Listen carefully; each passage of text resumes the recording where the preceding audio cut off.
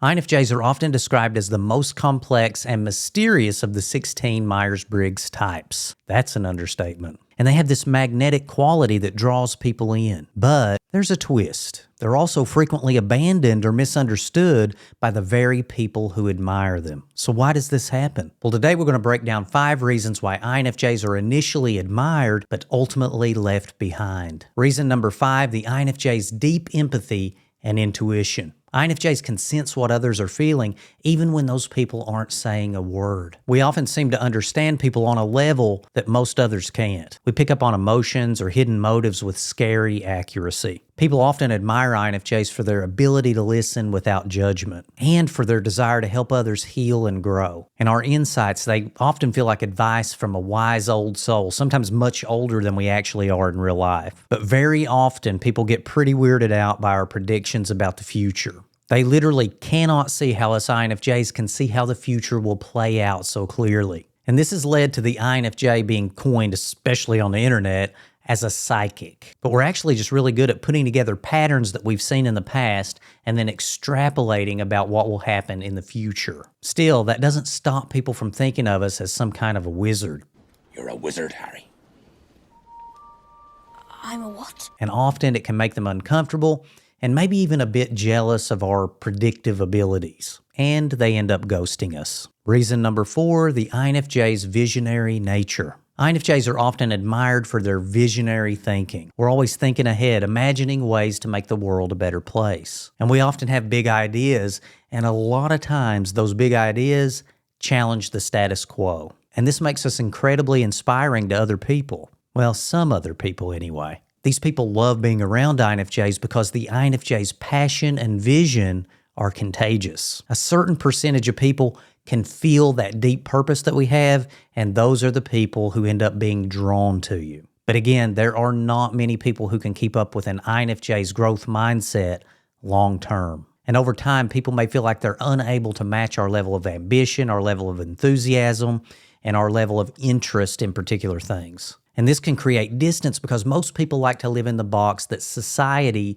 has already set up for them. Growing, researching, learning, this is a painful state for most people, but to the INFJ, it's our natural state. We're always researching and learning and applying new and creative things. And a lot of other types, they get tired of this future thinking, they get tired of research, and they get tired of that learning-oriented mindset. So what do? They go back to their box, leaving the INFJ feeling deserted. Reason number 3, we hide our strengths. Now, I don't want to give you the big head, but INFJs are really unique, and often they're really good at a variety of things. Our research, our growth mindset, our love of reading, our love of podcasts, our love of educational YouTube, and of really just doing a good job at everything that we undertake. Those traits lead to us having a lot of skills and talents. And what's really strange is that we usually see ourselves as being less skilled than others and as having less talents. But that's not how other people see us. And deep down, I think we know this because we've learned in our daily lives to hide away our talents. We know that when we predict something or we show someone that we know about a subject, they often reject us. But eventually the truth comes out and people see your talents. And while you might think that others finding out you have unique talents would make them admire you, it actually often makes them outcast you. It's like they feel deceived or something, and they're probably a bit jealous too. And from that point on, they start acting weird around you. And very often, they ghost you. If this video is helping you, consider hitting the like button and subscribing to the INFJ Circle. Reason number 2, the INFJ's need for solitude. INFJs need a lot of solitude to recharge. We're introverts by nature, and while we love connecting with others on a deep level, we also need time alone to process our thoughts and emotions. At first, this can seem intriguing to people. How mysterious. Other people might admire how we can seem so outgoing and empathetic toward them, and then totally disappear for a few days. In a world where people seem to care less and less about each other's feelings, our empathy can really stand out. But here's the catch. This empathy, it can be overwhelming for us INFJs. Our ability to feel so deeply can lead to emotional burnout. Every INFJ knows what I'm talking about here. It literally feels like someone took a spiritual hypodermic needle and drew out about 20 pints of soul, and we get physically and mentally sick. And when an INFJ gets burned out, they need to recharge. Strike that. We have to recharge. Anyway, lots of people out there, they simply cannot accept the way that we need to recharge. They don't understand how drained we get from being social and from absorbing everyone's feelings. And they can't accept or understand that we need time alone to restore our energy. They think that because we didn't go to the movies with them once or twice, or because we're not at their beck and call, that we don't care about them anymore. And for some of these rigid people, it will not matter if you explain why you're staying in, why you're recharging, instead of going out with them. And it won't matter if you tell them about your personality type and that you rest and recharge by being alone. It won't even matter if you tell them it's for your mental health and for your well-being. They still won't be able to accept it. And sadly, over time, that often leads to them ghosting us. But remember, if people won't listen to you and if they refuse to try and understand you, then that isn't the type of person you want in your life anyway. Reason number 1, the INFJ expects others to care, and we deserve them to.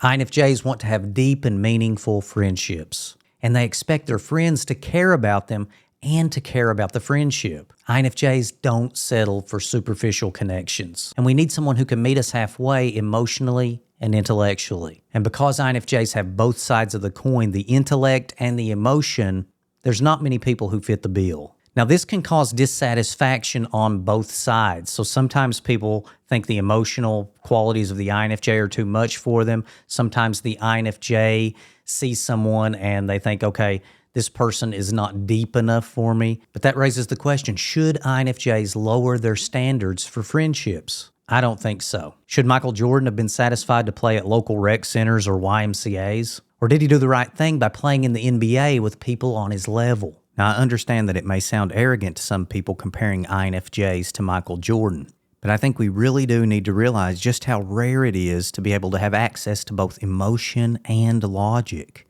INFJs really do have a great gift that not very many people have. As INFJs, we shouldn't settle for friendships that don't fulfill us. We need that emotional side and we need that intellectual connection. So we should continue to look for people that we truly mesh with. There aren't many out there, but don't give up. Keep looking. It may seem like a paradox, but it's definitely true that INFJs can be first admired and then ultimately abandoned. And it's a cycle many of us have experienced throughout our lives. Just when we think we found someone to form a relationship with, poof, they disappear. And if someone disappears on you, then odds are it's better that way. Here's a great quote that I think every INFJ should take to heart. Your time is way too valuable to be wasting on people that can't accept who you are. There is nothing wrong with you, my friend. You are an INFJ. And if you'd like to know how to spot another INFJ out in the wild, watch this video next.